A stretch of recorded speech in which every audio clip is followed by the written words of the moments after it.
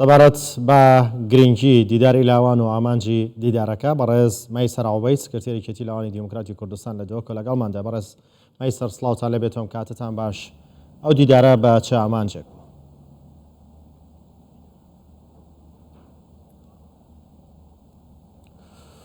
زۆر سپاسێکە تایبەت بۆ تەلەڤیزیۆنا 24 کو ئەڤرود گەلمەدا بوو بەردەوام و دیسان برێکا تەلەڤیزیۆنە هەوا سپاسێکە تایبەت بۆ سەرۆک وەزیران ڕێزدار مەسرور بارزانی تێنکە گرنگیدا vê dîdarê û têda bejdar bû. Eger çend ev dîdara ya giring bîn hatina wî ev dîdara zengîntir lê kir, hem lavên bejdar vê dîdarê da dilxweş bûn, hem panelîstên bejdar dilxweş kirin. Yekem dîdar bû pitirî salekî hem wekû ke Lavên Demokrata Kurdistanê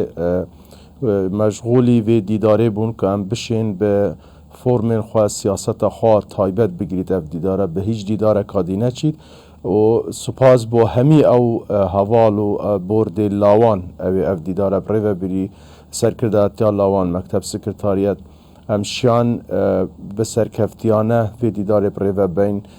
pitirî hezar lawan têda bejdar bûn. Dîsan birêka çavkî kamîra hewa em daxwaze lêborînên ciddî li wan hevalan li wan lawan tên hem ser astê Kurdistanê û taybet bajêrê Duhokê ku cihê kêm bo em neşiyan cihî bo dabînkên ke neşiyan bejdarî vê dîdarê bin çuku hez û xwasteka zor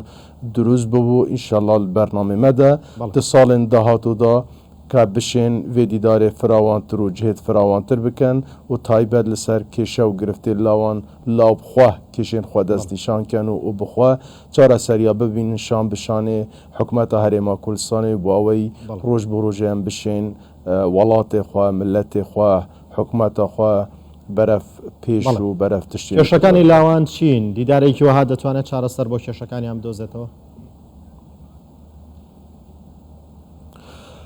دیداری لاوان نەکێ چارەسەری بۆ دۆزینەوە بۆ ئەوەیە کە بڕێکên زانستیانە ئەوان چارەسەریya danîte ber destê cihên şolejî. Ev şeş kêşa hatbûna destnîşankirin. Ew kêşa jî bi serpereştiya mamostayên bi spor, bêkarî bû, sosyal medya bû, jîngeh bû, jiyatiya destkirt bû, ev her alodebûn bû, ev şeş kêşa zankû bû, ev şeş kêşa hatbûna destnîşankirin mawekî dirêj e tûjîne wel sertênekin lavê her dîsan ji layê lawan ve ku şeş kurokuştê da bejdar bûn. Li gor şanê di van lawan ke netîceyê wan an ku çareseriyê guncaw bo van kêşan dozîne û serstê jî pêşkêş kirin bo hindê ku bibîte harîkar an ku dergehek hem em stêce bihête vekirin bo layên xwedan dahênan, layên xwedan proje, layên xwedan fikre bo hindê ke bo me çi baş e bihête kirin, ne bo min çi baş e bihête kirin û pêşkêşî cihên şolejiyê kirin taybet jî hikûmeta Herêma Kurdistanê ku li dîv wan çareseriya bişêtin dahat û da li ayînde davan kêşa wirde wirde hawkarî an ku şan bi şanê li wan ve çareserî wan bihêne kêşeyê wan bihêne çareser kirin. کابینەی نۆمی حکوومەتی هەرێمی کوردستان تا چەند پاڵپشتی لاوان بۆ تا چەند هاوکار بۆ لە چارەسەرکردنی کێشەکانی لاوان؟ گومان تێدارین حکوومەتا Herêma Kurdistanê taybet hatina Cenab-ı Serok Weziran beşdarîkirin divê dîdarê da xwe îşareteke bi hondeke palpiştî û piştevanê lawan e. Siyaseta ser di panelê xwe da jî da Rêzdar Mesrûr Barzanî Serok Weziran baskir rolê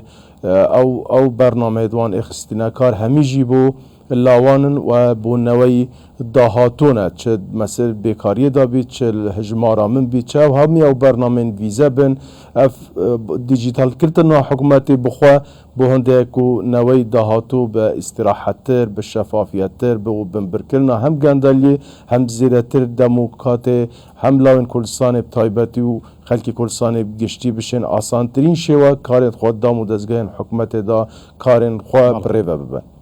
کۆنفدراسیۆنی ڕەوەندی کوردی سەردانی دیدارەکەی کرد، پێکەوە یەکترتان بینی باسی چیتان کرد؟ ئامانجە سەردانەکەی ئەوان چی بوو؟ پرۆژەتان هەیە پێکەوە کار بکەن؟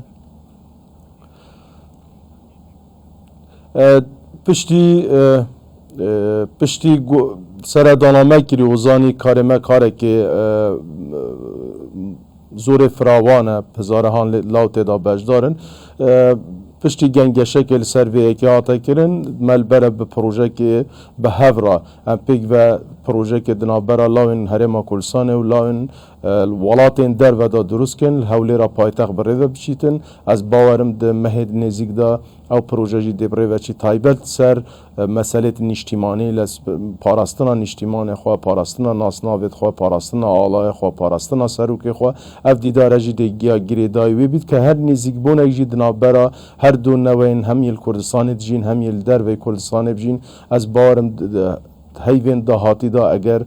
دم هبو ام و چالاکی انجام دن ده اوجی دیداره که دیوید دنا برا لاوین کردستانی و لاوین کردستانی در وی ولاتی بشیوه که زور ریپ کوپیک و بشیوه که زانستی و سردمیانه دی پرویت چتن. بله وەکو سەرۆکی حکوومەت یاریمی کوردستان باسی کردوتی پێویستە گەنج و لاوەکانی ئێستامان ڕابردوویان لە بیر بێت و ئاشنای مێژووی خۆمان بن پێویستە چی بکرێت بۆی گەنجان و لاوان ئاشنا بن بە مێژوو ڕابردووی گەلەکەمان و ئەرشی چیە ئەمە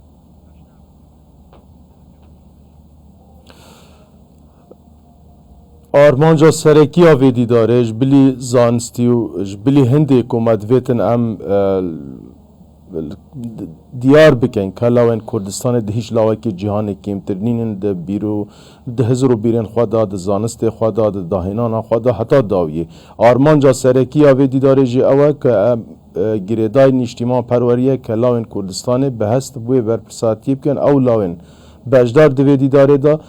نکو همو هر چه کشکا بهتا پیش ام جهکیدی پی برپرسیار دارین بلکو ام خوب بینه بشکل چاره سرکردنا کشین لاوان تایبت و ین کلسان بگشتی و برپرساتی لاوان هل گرینو که چاوان با پیرید مش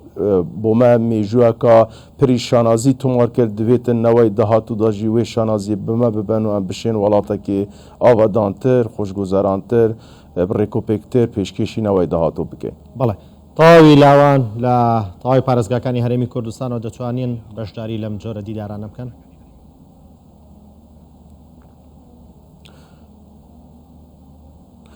سەرتاسەری کوردستانی لاو تێدا بەشدار ببوون بەس بەشی شێری باژێری دهوکێ تێدا بەشدار ببوون بەلکو ئێکەم دیدار بوو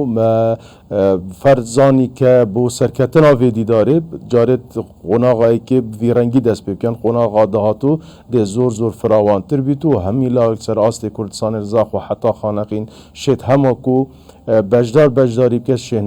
û şêtin hema ku proje beşdarî vê dîdarê bike bo zengînkirina vê dîdarê. بەڵێ بەڕێز مەیسەر عوبەید سکرتێرێکێتی لاوانی دیموکراتی کوردستان لە دووە کۆ لەگەڵماندا بووی هەروەها ڕێکخەری دیداری لاوان سوپاس بۆ بەشداریتان.